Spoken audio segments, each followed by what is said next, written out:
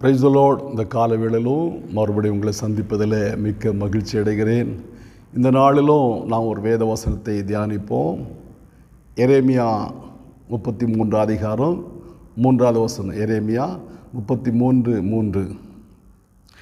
என்னை நோக்கி கூப்பிடு, அப்பொழுது நான் உனக்கு உத்தரவு கொடுத்து நீ அறியாததும் உனக்கு எட்டாததுமான பெரிய காரியங்களை உனக்கு அறிவிப்பேன். பிரியமானவர்களே, இந்த காலவேளையில் எரேமியாவை கொண்டு ஆண்டவர் நம்மோடு சொல்லக்கூடிய வார்த்தை, எரேமியை பார்த்து ஆண்டவர் சொல்கிறார், என்னை நோக்கி கூப்பிடு, நீ அறியாததும் உனக்கு எட்டாததுமான பெரிய காரியங்களை உனக்கு அறிவிப்பேன். நீ என்னை நோக்கி கூப்பிடு, நீ யார் யாரையோ நோக்கி கூப்பிடுகிறாய், உடைய உதவிக்காக யார் யாரையோ நாடுகிறாய், ஆனால் நீ என்னை நோக்கி கூப்பிடு என்று ஆண்டவர் சொல்லுகிறார். இன்றைக்கு ஆண்டவர் நோய் கூப்பிடுகிறதான ஜனங்கள் மிகவும் குறைவுள்ளவர்களாய் காணப்படுகிறார்கள். தங்களுடைய தேவைக்காக மனிதர்களை நாடி போகிறதான ஜனங்கள் ஏராளமாக இருக்கிறார்கள். தங்களுடைய உதவிக்காக, தங்களுடைய தேவைக்காக ஆண்டவரை விட்டுவிட்டு மனிதர்களை தேடி மனித உதவியை நாடி போகிறதான ஜனங்கள் நம்மில் அநேகர் காணப்படுகிறார்கள். ஏன் ஜனங்களிடத்தில் போகிறார்கள்? ஏன் தேவனுடைய பிள்ளைகள் ஆண்டவரை விட்டுவிட்டு மனிதனை தேடி போக வேண்டும்? ஆண்டவரிடத்தில் அவளை நம்பிக்கை குறைந்து கொண்டே இருக்கிறது. நாளுக்கு நாள் விசுவாசம் குறைந்து போகிறபடினாலே, அவர்கள் ஆண்டவர் மேல் உள்ள நம்பிக்கை குறைந்து போகிறபடினாலே மனிதனை தேடி போகிறார்கள். தேடி போனால் மனிதனாலே அவளுக்கு நன்மைகள் கிடைக்கவில்லை. ஏமாற்றமே அவருடைய வாழ்க்கையில் மிஞ்சுகிறதாய் காணப்படுகிறது. ஏமாற்றத்தோடு திரும்பி வருகிறார்கள். நாம் ஓசியால் வாசிக்கும்போது, எப்ராயிம் பேதையான புறா, அவன் எகிப்திடத்திலும் அசீரிடத்திலும் உதவி தேடி போகிறான் என்று ஆண்டவர் அங்கே சொல்லுகிறார். அவன் பேதையான புறாவாய் காணப்படுகிறான். உதவிக்காக அசீரிடத்திலும் எகிப்திடத்திலும் போகிறான். அவர்கள் அவனுக்கு உதவி செய்யவில்லை என்று ஆண்டவர் அங்கே சொல்லுகிறதை காண்கிறோம். இன்றைக்கு ஆண்டவரை விட்டுவிட்டு நாம் வேறு எங்கேயாவது உதவி தேடி போவோமானால் அந்த உதவிகள் நமக்கு கிடைக்காது. சங்கீதத்தில் வாசிக்கிறோம், இக்கட்டில் எங்களுக்கு உதவி செய்கிற மனிதனோட உதவி விருதா, தேவனாலே பராக்கிரமம் செய்வோம் என்று சொல்லப்படுகிறது. இன்றைக்கி மனிதர்களை தேடி போகாமல் ஆண்டோட சமூகத்தில் நாம் போவோமானா ஆண்டவர் நமக்கு உதவி செய்கிற தேவனாக காணப்படுகிறார். 18ஆம் சங்கீதத்தில் நான் வாசிக்கும்போது தாவீது சொல்கிறாரு, அவர்களை, என்னுடைய சத்துருக்களை கர்த்தர் என்னுடைய கையில் ஒப்பு கொடுத்தார். அவர்கள் தங்கள் உதவிக்காக மற்றவர்களை தேடுகிறார்கள், உதவி செய்யவில்லை, மனிதனை தேடுகிறார்கள், உதவி பெறும்படியாக எங்கெங்கேயோ போகிறார்கள், அவர்கள் உதவி செய்யவில்லை, அவள் கர்த்தரையும் தேடுகிறார்கள், கர்த்தரும் அவளுக்கு உதவி செய்கிறது இல்லை என்பதாக. இப்போ புறஜாதிகள் மனிதனை தேடி போகிறார்கள், தங்களுடைய உதவிக்காக மற்ற புற ஜாதிகளை, புற ராஜாக்களை உதவி கோருகிறார்கள், அவளுக்கு உதவி கிடைக்கவில்லை. உதவி கிடைக்காதபடினாலே மிகுந்த சோர்ந்து போகிறார்கள் என்று வேதத்தில் வாசிக்கிறோம். ஆனால் தங்களுடைய ஆபத்தில் அவர்கள் கர்த்தரை கூப்பிடுகிறார்கள் என்று 107ஆம் சங்கீதத்தில் வாசிக்கிறோம். தங்கள் ஆபத்திலே அவர்கள் கர்த்தரை நோய் கூப்பிடுகிறார்கள், கர்த்தர் அவருடைய இக்கட்டுகளுக்கு நீங்களாக்கி விடுவிக்கிறார் என்று நாம் வாசிக்கிறோம்.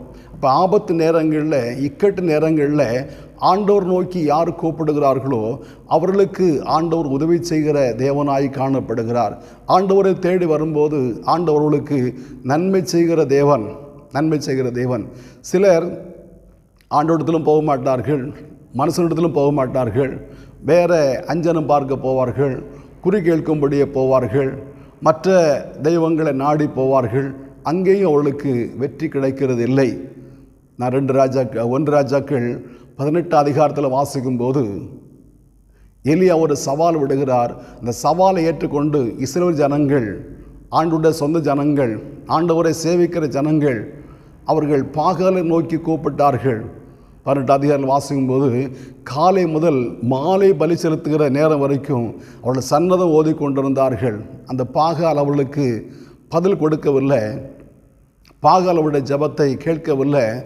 பாகாலும் முன்பதாக, பாகாலின் பலிபடுத்தும் முன்பதாக ஆடினார்கள், பாடினார்கள், குதித்தார்கள், ஈட்டினாலும் கத்தினாலும் தங்களை காயப்படுத்தினார்கள். அந்த பாகால் அவளுக்கு பதில் கொடுக்கவே இல்லை.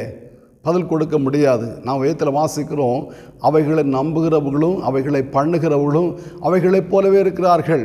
அவைகளுக்கு காதிருந்து அது கேட்கறது இல்லை, கைகளிலிருந்து கிரியை செய்கிறது இல்லை, காலிலிருந்து நடக்கிறது இல்லை, கண்களிலிருந்து பார்க்கறது இல்லை என்று நாம் வேதத்தில் வாசிக்கிறோம். அப்போ அப்படிப்பட்டதான அந்த தெய்வத்தை பார்த்து அந்த பாகாலை நோக்கி அவர்கள் காலை முதல் மாலை வரைக்கும் கூப்பிட்ட போது பதில் கொடுக்கவில்லை என்று வேதத்தில் வாசிக்கிறோம். இப்போ இன்றைக்கு அநேகர் அப்படி தான் ஓடுறாங்க. இன்னும் சிலர் எங்கே போகிறாங்க? நாம் 1 சாமுவேலில் வாசிக்கும்போது சவுல் தனக்கு விரோதமாக பெலிஸ்தர் யுத்தத்துக்கு வந்தபோது அவன் கத்தடத்தில் போகாமல் அவன் அஞ்சனம் பார்க்க இடத்துல போனான். ஒருவேளை அஞ்சனம் பார்க்கிற ஸ்திரீடத்தில் போய் அந்த சாமுவேலை எழும்பி வர பண்ணி அந்த அந்த அந்த ஆவி இடத்துல ஆவியை பார்த்து சொல்கிறான், நான் கர்த்தரை தேடினேன், கர்த்தரன் உத்தரவு கொடுக்கவில்லை, தீர்க்கதரிசியின் மூலமாக ஆண்டவர் பேசவில்லை, சொப்பனத்தின் மூலமாக என்னோட பேசவில்லை, பெலிஸ்தர் வந்திருக்கிறார்கள், நான் என்ன செய்ய வேண்டும் என்று அந்த ஆவி இடத்துல அவன் கேட்கிறதை காண்கிறோம். பிரியமானவர்களே, அந்த சவுல் கர்த்தரை விட்டுவிட்டு அஞ்சனம் பார்க்கிற ஸ்திரியை நாடி போனபடினாலே 1 நாளாகமத்தில் வாசிக்கும்போது கர்த்தர் அவனை கொன்று போட்டார்.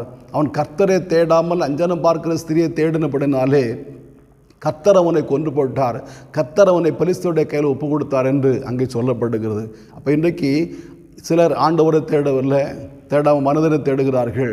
சிலர் வேறு மார்க்கங்களை தேடுகிறார்கள். சிலர் அஞ்சனம் பார்க்கிறவர்களை தேடுகிறார்கள். ஆனால் எரேமியை பார்த்து ஆண்டவர் சொல்லும்போது, என்னை நோக்கி கூப்பிடு, நீ அறியாததும் உனக்கு எட்டாததுமான பெரிய காரியங்களை அறிவிப்பேன் என்று ஆண்டவர் சொல்லுகிறார். என்னை கேட்கிற அருமையான தேவனுடைய பிள்ளைகளே, நான் நம்முடைய பிரச்சனைகளுக்கு, நம்முடைய தேவைகளுக்கு கர்த்தரை நோக்கி கூப்பிடுவோமானா கர்த்தர் நமக்கு நம்முடைய இக்கட்டுகளுக்கு நீங்களாக்கி விடுவிக்கிற தேவனாய் காணப்படுகிறார். நம்முடைய வாழ்க்கையில் என்ன பிரச்சனை வந்தாலும், என்ன போராட்டங்கள் வந்தாலும், என்ன தேவைகள் வந்தாலும் ஆண்டவருடைய சமூகத்தில் போகும்போது ஆண்டவர் நம்மை விடுவிக்கிற தேவனாக, நம்ம நன்மை செய்கிற தேவனாக, நம்முடைய வழிகள் எல்லாம் காக்கிற தேவனாக, நமக்கு எதிராக வருகிறதான எல்லா போராட்டங்களையும் நீக்கி நம்மை ரட்சிக்கிற தேவனாக காணப்படுகிறார். யார் யார் ஆண்டவரை கூப்பிட்டார்களோ அவர்கள் எல்லாருக்கும் ஆண்டவர் விடுதலை கொடுத்தார் என்று நாம் வேதத்தில் வாசிக்கிறோம். ஏசாயா 37 வாசிக்கும்போது எசேக்கியா ராஜாவுக்கு எதிராக சனகரிப்பு அசீரிய ராஜா படையெடுத்து வந்தான். சனகரிப்பு வந்து தேவையில்லாத வார்த்தைகளை சொல்லி இஸ்ரவேல் தேவனுடைய நாமத்தை நிந்தித்தான், பரிகாசம் பண்ணினான். ஆண்டவர் ஏசாயா தீர்க்கதரிசி எடுத்து சொல்லுகிறாரு, அவன் என்ன நோக்கி கூப்பிட்டபடினாலே அந்த அசீரிய ராஜா அல்லது அந்த சனகரிப்பு வந்த வண்ணமாகவே திரும்பி போக பண்ணுவேன். எதனால்? எசேக்கியா ராஜா என்ன நோக்கி கூப்பிட்டபடினாலே நான் உன் உதவி செய்வேன் என்று ஆண்டவர் சொல்லுகிறார். நான் 2 நாளாகமத்தில் வாசிக்கும்போது எசேக்கியா ராஜாவும் ஏசாயா தீர்க்கதரிசியும் வானத்தை நோக்கி அபயமிட்டார்கள். அடுத்த வசனம் வாசிக்கும்போது கர்த்தர் ஒரு தூதனை கட்டளையிட்டார். அப்படியானா நம்முடைய தேவைக்காக நாம் ஆண்டவர் நோய் கூப்பிட வேண்டும்.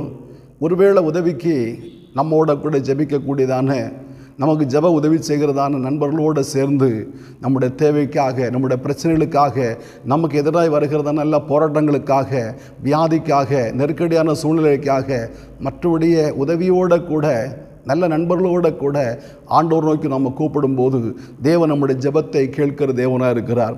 எசேக்கியா ராஜாவுக்கு ஒரு நெருக்கடி வந்தபோது, சனகரிப்பு வந்தபோது ஏசாயாவை துணைக்கு அழைத்தார். அவர்கள் வானத்தை நோக்கி அபயமிட்டார்களாம். அபயமிட்ட போது ஆண்டவர் அற்புதம் செய்தார் என்று வேதத்தில் வாசிக்கிறோம். என்னை கேட்கிற அருமையான தேவனுடைய பிள்ளைகளே, நம்முடைய வாழ்க்கையில் ஒவ்வொரு நாளும் பல பிரச்சனைகளின் ஊடாக நாம் போய் கொண்டு இருக்கிறோம். ஒவ்வொரு நாட்களும் ஒவ்வொரு பிரச்சனைகள் நம்மை தேடி வந்து கொண்டு இருக்குது. நான் தேடி போகாவிட்டாலும் பிரச்சனை நம்மை தேடி வருகிறது. ஆனால் இந்த நேரத்தில் நாம் ஆண்டவர் நோய் கூப்பிட வேண்டுமே ஒழிய அஞ்சனம் பார்க்கிறதில் போகக்கூடாது, மனிதனை தேடி போகக்கூடாது, மார்க்கங்களை தேடி போகக்கூடாது. ஆண்டவர் நோக்கி நம்ம கூப்பிடும்போது தேவன் நமக்கு உதவி செய்கிற தேவனாக காணப்படுகிறார். எல்லா பிரச்சனைக்கும் ஆண்டவர் நமக்கு உதவி செய்கிற தேவன். அவரால் உதவி செய்ய முடியாத ஒன்றுமே இல்லை. ஆண்டவர் எரேமியா பார்த்து சொல்லுகிறாரு, என்னால் செய்யக்கூடாது அதிசயமான காரியம் ஒன்று உண்டோ, நான் மாம்சமான யாவருக்கும் தேவனாய் கர்த்தர். அப்போ ஆண்டவராய தேவன் மாம்சமான யாவருக்கும் தேவனாய கர்த்தராக இருக்கிறார். அவரால் செய்யக்கூடாத அதிசயமான காரியம் ஒன்றுமே இல்லை. ஆகையினாலே நம்முடைய எல்லா காரியங்களுக்காக ஆண்டவர் நோய் கூப்பிட்டு ஆண்டவரத்தில் பதிலை பெற்றுக்கொள்வோமா? ஆண்டவரை பார்த்து ஜெபிப்போம். நல்ல பிதாவே, நன்றியோடு துதிக்கிறோம். இந்த கால வேளையிலும் உம்முடைய திருமுகத்தை நோக்கி பார்க்கிறோம்.